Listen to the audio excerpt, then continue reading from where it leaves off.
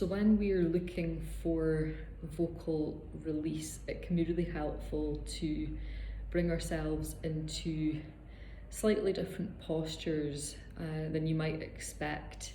When we're vocalizing, there's this idea that we should be standing tall and erect and ready to perform, and this can definitely introduce habitualized tension and just make us feel that we are performing, which is often counterproductive. So it can be useful to disrupt our patterns by coming into floor postures, which just gives us a different perspective, a different space, and also a different quality of acoustic feedback as well. If we're working on wooden floor, for example, and we start vocalizing, we get this nice reflection. So a really interesting book that kind of goes on to in more detail about this is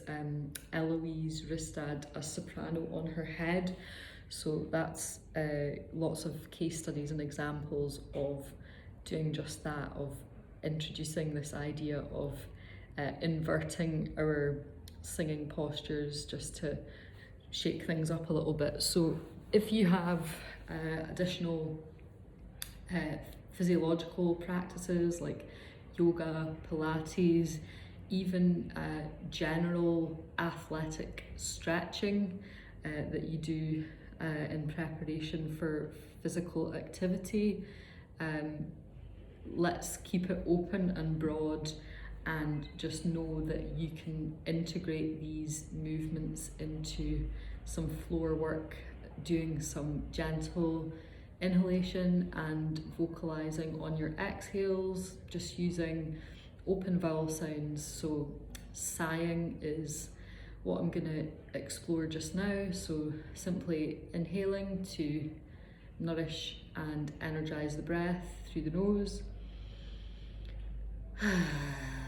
and vocalizing on an exhale, and choosing the tone, the length of your phrase, just picking one note just as you please, and rather than prescribing specific movements to you, let yourself be guided by what you're comfortable with, what you're used to, what you're already integrating into your own bodywork practices. Otherwise, feel free to be guided by my movements. Again, just going within your own limits, and all postures should really have this sense of opening and release, rather than, particularly within certain styles of yoga, there are often holding postures that introduce lots of muscular tension. So we're kind of going for this relaxation and opening quality. So I'm just going to start initially from here, and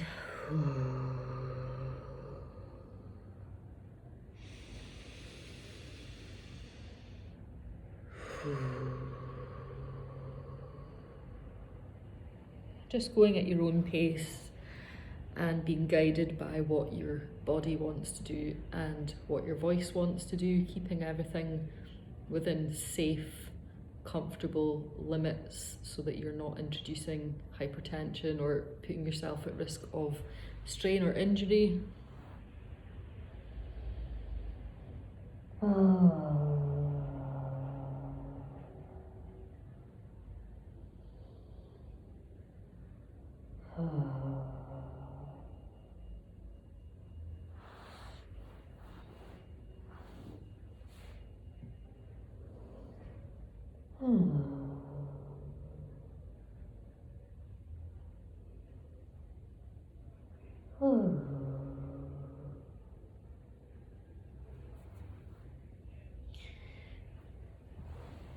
If you want to alternate on different sides, it's of course normal that one side will be compressed. If you're going to do anything like that, try and balance it out. Do the same and repeat on the other side if possible, unless you've got any injury that's preventing that.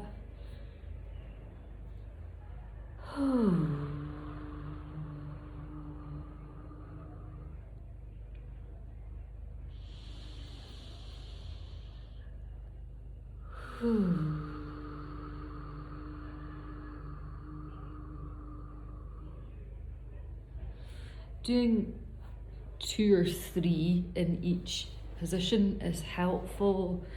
Just giving the brain a chance to catch up between these new postures that you're moving yourself into, and also just acknowledging that sometimes it takes a little while for everything to settle, and also just for your heart rate and everything to find its comfortable point if you've been moving around.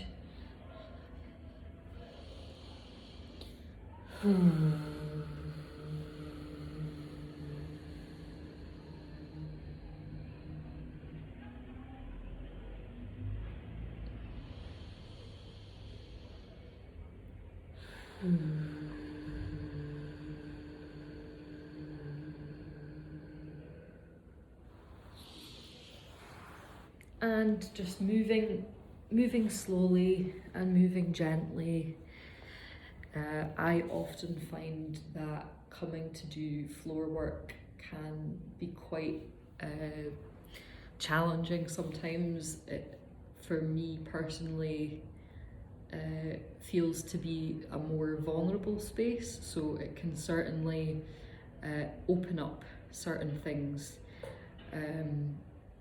that are not necessarily accessible to me if I'm kind of up and about and I'm in a performing posture where there's some element of armouring going on. So it feels like coming down to the floor is a good place for surrendering somewhat to that. So just moving gently, slowly, and being very kind to yourself as you're working from this space.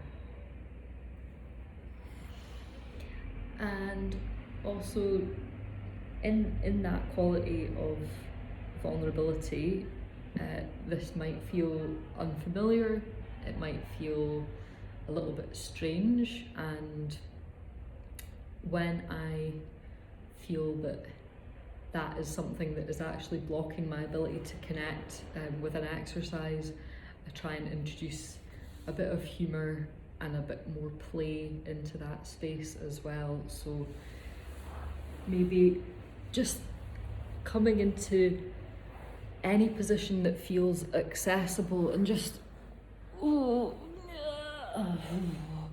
stretching, vocalizing as you allow yourself to move, not being too prescriptive.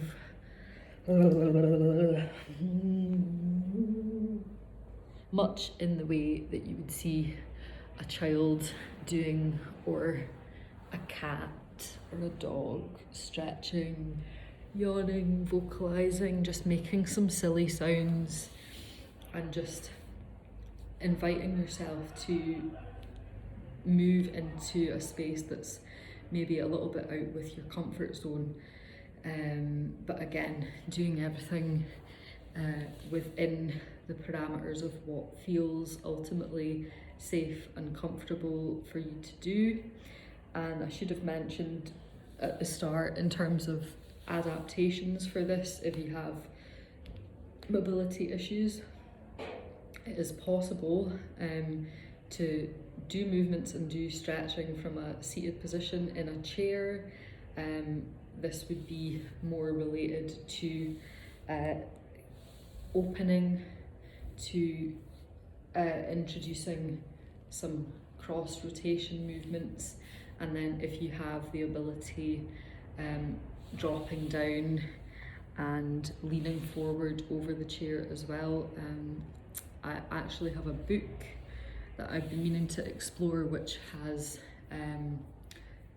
chair Tai Chi in there, and I've been meaning to have a look in there to see if there are any movements that can be adapted to be suitable for this kind of exercise as well. So I may well do a video on them at some point, but yeah, have fun with this one, because it's it doesn't need to be serious. It's just an opportunity to bring yourself into a different space and start to play and explore a little bit more with vocal release and